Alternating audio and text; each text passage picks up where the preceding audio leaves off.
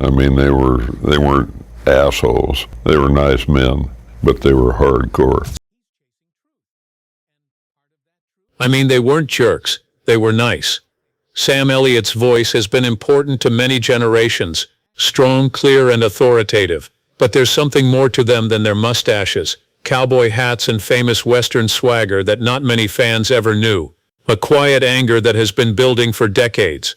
Even though Sam has gained a lot of respect over the course of his 60-year career, there are 6 actors he'll never forgive. Some because of what they did to the craft. Some people for what they did to him, whether it's in private, at work, or behind his back. Up until now he had never said names. He's not holding back anymore at age 80. You'll never look at them the same way again after hearing who made his lists. First, let's talk about the player who made Sam leave the set and never come back. He didn't like Kevin Costner as a cowboy. Sam Elliott's success was built on being honest. Every part and line was earned. He wasn't pretending to be a cowboy, he was one. As someone who grew up on farms and in the dust and discipline of the Old West, Sam brought a sense of the lived-in, worn-out, and real to the screen. His voice smelled like leather. His eyes told you how old he was. You believed him because he was real. Sam wasn't pleased when he saw Kevin Costner cast as a cowboy in Wyatt Earp and then as a rough-and-tumble dad in Yellowstone. Costner to him was Hollywood's take on a cowboy. Nice boots, smooth lines, and great lighting. It wasn't the West. It was a set. He told a friend that he plays a cowboy like it's dress-up. It looks like he's cosplaying something he doesn't really get. A lot of people loved Yellowstone for its high-stakes drama, beautiful photography, and Costner's gravelly voice. Sam laughed. He didn't see the West that he knew there. He saw a shiny dream made for people who had never buried a fence post or smelled cows at dawn. For Sam, it was a filtered and idealized version of real life that looked like a postcard. Sources say he was even offered a small role on the show, but he turned it down flat, calling it soap opera with a cowboy hat. It wasn't just the story that got turned down, it was a sentence. There was a clear and quiet rejection of the idea of Yellowstone itself. Elliot saw Westerns as more than just fun. They were a set of rules. He admired toughness, self-control, and the kind of stern silence that meant more than words. He thought Costner added shine, glitz, and a big-budget look, but not much soul. They were very tense even when they were in the same room. One director said they didn't yell at all, but the cold air between them could make a desert freeze. And that fight was just the start. Not British enough for the West is Benedict Cumberbatch. In 2021, Sam Elliott shocked both his friends and his co-worker when he spoke out against the dog's power. There was no flowery language or well-thought-out courtesy wrapped in vague praise. The things he said were sharp, honest, and not at all polite.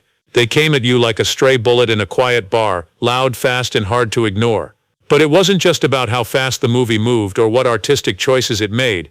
It was about them. Sam looked right at the British movie star Benedict Cumberbatch and looked down his nose at him. Sam made fun of his accent, his posture, and what he called a pretentious portrayal of a Western rancher. This is the kind of criticism that doesn't get taken back during a well-run press tour. What the hell does this British person know about the West?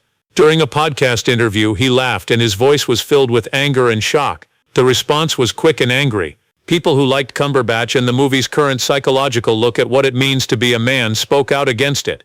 Social media went crazy. Some critics said Sam was stuck in the past and couldn't adapt to the changes in the genre he helped create. They said he was a gatekeeper, stuck in old ideas of what it means to be rugged, and wouldn't let new opinions speak. Sam didn't blink though. He didn't say anything to clarify or give a new meaning. He didn't move from his seat. He didn't think the dog's power was just off. It didn't honor the custom it was trying to follow. He thought it idealized broken men and got the Western wrong about what it stood for. That wasn't one act he was taking down. His defense was of a tradition, a type of music that was based on quiet strength, hard-won wisdom, and a very unique set of morals. Insiders say Benedict Cumberbatch was greatly hurt, but he never replied directly. Reports say that studio executives had private talks about whether to respond publicly, maybe with a diplomatic counterpoint or a subtle rebuke, but Cumberbatch decided to stay quiet instead of making a scene. Sam, on the other hand, stood by everything like a gunfighter who had already taken 10 steps and taken aim. He didn't see the West as an outfit or a film filter. Truth, not what was cool, was expected by this code or way of life. He wasn't going to let anyone, no matter how well known, change it while he was still alive. If that made people angry, wait until you hear who he attacked next. Ashton Kutcher, the star who made the business look bad. Acting is holy to Sam Elliott. It's not a popularity contest or a place for people who want to be famous, have a lot of followers, or start a tech company. It's a skill that is shaped by discipline, patience, and telling the truth about how you feel. He thought that every part had to come from somewhere real, guttural, and earned. So when Ashton Kutcher became famous with that '70s show and then quickly became famous in a bunch of light rom-coms and flashy Silicon Valley projects, Sam wasn't impressed. It made him mad. It hurt Elliot deeply and made him question everything he held dear. Still, Sam didn't say anything when they were cast together for the Netflix show The Ranch. He came to work, learned his lines, and did a good job. He was, after all, a worker. But behind the scenes, the cracks started to show early on. People on the crew say they could feel the stress even when they weren't talking. Sam allegedly yelled at coworkers when he had some alone time and shook his head. He was heard saying that he's a good guy but not a real actress. It wasn't about how Ashton was acting. Sam did not like the way he looked at things. Elliot saw Kutcher as a symbol of a new Hollywood, one where algorithms were more important than sincerity, where follower counts were more important than resumes, and where charm and the ability to make memes were more important than discipline and soul.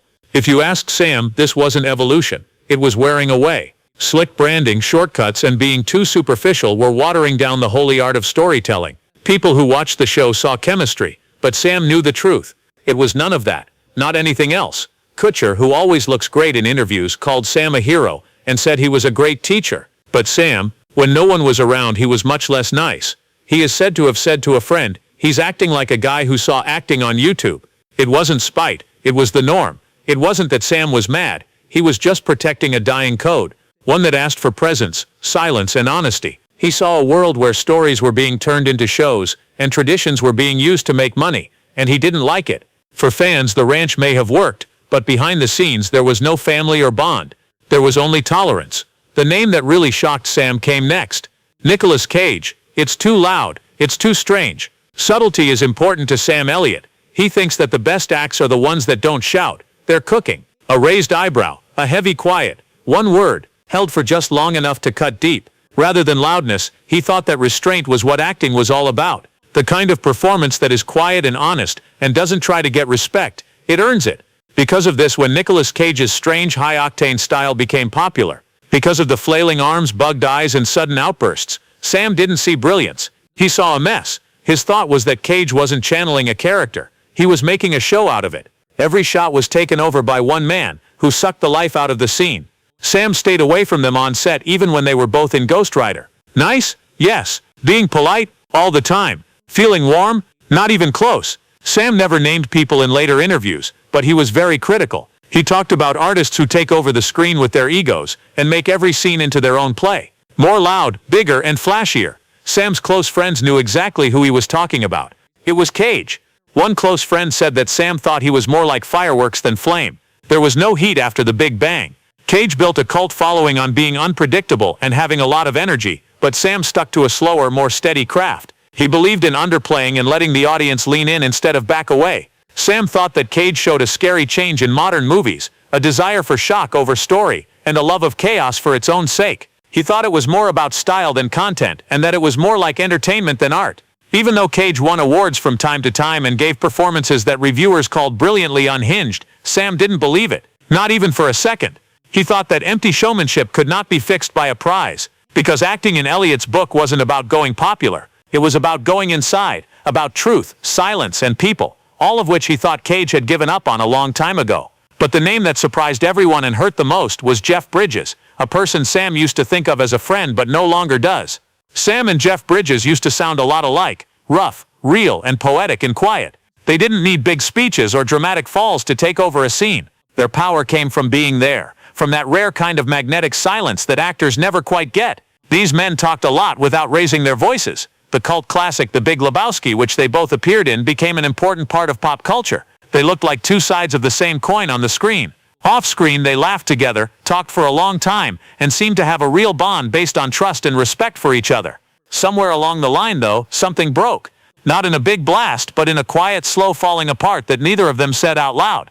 Sam is said to have noticed a change after Bridges won his Oscar for Crazy Heart. The man who used to be humble and low-key charming started to appear in high-end fashion magazines, walk the red carpet with political signs on his chest, and go on well-planned press junkets. Someone close to Elliot said that he became harder to reach, less stable, and more For Sam, it felt like the honesty that used to define after Jeff was fired. Hollywood polished the simplicity they once swore by because they both believed that the work should speak for itself. In a rare interview, when asked about past partners, seemed to fall apart under the weight of fame. Sam said something vague but clear: some people change and others just show who they always were. A lot of people thought it was aimed right at Bridges. Jeff was always cool and polite, so he didn't say anything. There was a deafening silence after that. They stopped going to the same film festivals and giving money to each other's projects. They were no longer brothers on the big screen. Sam's pain wasn't caused by pride or competition. It had nothing to do with government or awards. It was a lot more personal than that. He used to think that link would never break, but it was weakening. A bond that isn't based on fame but on worth. When that fell apart, it left Sam with a quiet pain that he rarely talked about. People who knew him say he felt alone, not because of treason, but because of drift. Time. Slowly becoming aware that the person he used to be standing next to was now standing somewhere else. It hurt like a brother had been lost, but what happened next was much worse. Because Sam never thought he would have to face the last name, Sam Elliott hates Jared Leto the most because he is the method gone crazy. Not trust, not commitment, just empty words. But not the over-the-top look-at-me self-importance that makes art into performance art. For the actor's pride, not the sake of the public. So when Jared Leto became famous for sending rats to his co-stars, not changing into a different character for weeks, and using movie sets as mental obstacle courses, Sam didn't think it was brilliant. He saw a trick. He wasn't interested in the news or the Oscar. He didn't like the show. It was acting that looked like ability, as Sam put it once, and he meant it seriously. He was even more direct when he was alone. He is said to have told a friend that if it takes that much work to play, he might be in the wrong line of work. Elliot thought that great acting didn't need press trips or scary stories from behind the scenes. It was necessary to disappear into the part in a quiet, dignified way. The process wasn't meant to be like a fair. It had to do with making the figure real. Sam and Leto never worked together on a set, but sources say that Sam was once linked to a movie as it was being made. The story was good to him. He liked the point man. Then he heard that Jared Leto had been chosen. He walked. Nothing for the press. There was no call. Just a hard and quiet exit. That's how far the line went. It's not a show for Sam when he acts. This is meant to be honest. Still, people. The kind of work that makes people feel something, not shocks them. And that last name? It showed how far away the art form had become from its roots. At 80 years old, Sam Elliott isn't looking for work. He wants the truth. And a part of that truth, they don't deserve the platform, no matter how famous they are. For Sam, acting is about being honest, following custom, and being careful. He doesn't mind standing alone if that means that, because Sam Elliott is still the only real cowboy in a town full of noise. Now though, we need to hear from you. Which of these fights caught you by surprise the most? Also, do you think Sam was being honest or mean? Share your ideas in the box below. Oh, and don't forget to like and follow. Soon there will be more Hollywood secrets.